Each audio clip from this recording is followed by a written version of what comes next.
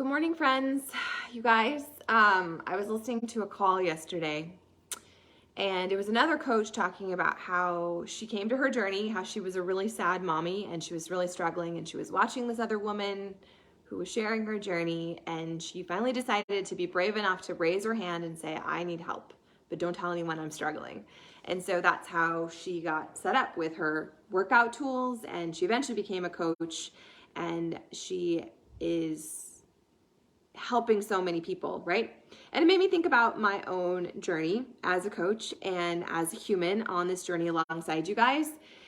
And I think that sometimes we discount the power of leaning into a community, and we discount the power of going all in with your journey. And when I say going all in with your journey, I'm not talking about perfection or following a calendar perfectly, but surrendering your idea of what you think it should look like and just leaning in and trusting the process. Like playing around with different programs until you find what you need in this season, because it will change.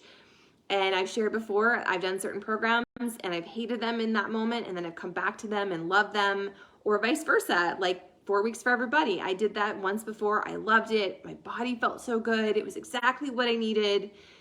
And then I did it this most recent round and I didn't like it, and my body hurts and it's not fun, and it makes me want to like throw up gang signs and burn things to the ground.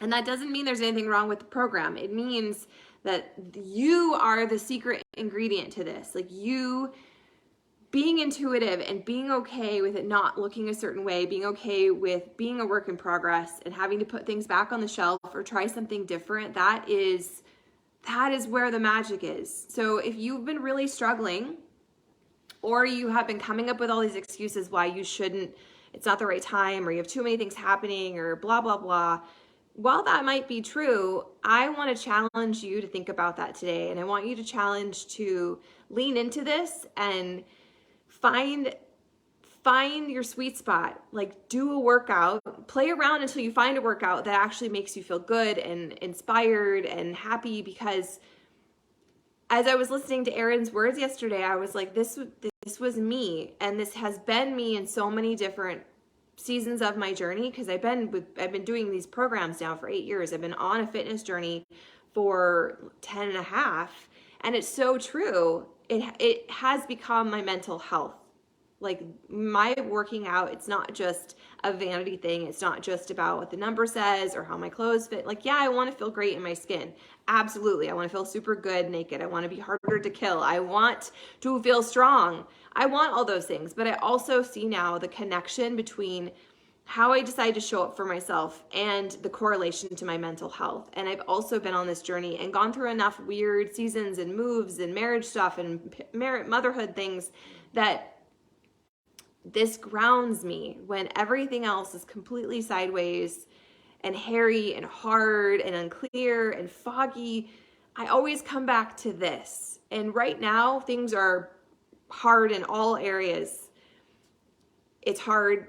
I'm going through some emotional stuff, and my body doesn't feel good. So it's easy to feel like, holy shit, like my safe space, my thing that always brings me sanity, it's not working. I can't do it, but I can do it. And so yesterday, listening to Erin's words about how this saved her and took her from being a really sad, struggling mommy. I hate that word mommy. It sounds dumb, but true, right? Like being the sad, struggling mom, it helped her. This has helped me in so many different seasons. And even though I can't move my body the way I really want to right now, that doesn't mean I tap out. It doesn't mean that I'm like, forget it, I'm going to eat all the cookies. It just means I get an opportunity to realign and to breathe and to maybe be a little bit more open to just being. So wherever you're at in your journey, I just want you to think about that today. Like, how are you showing up to it? Are you looking for an excuse to quit? Are you phoning it in? Are you half-hearted in your efforts? It's not about this all looking the same. It's not about how hard you can go or how fast you can go or how quick your physical transformation comes.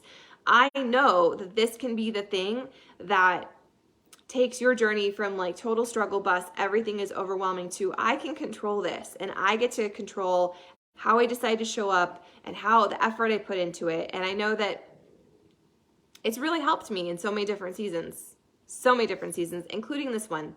So wherever you're at in your journey, I hope that you're choosing to be proud. I hope that you're choosing to collect your wins. I hope that you are realigning as much as you need to.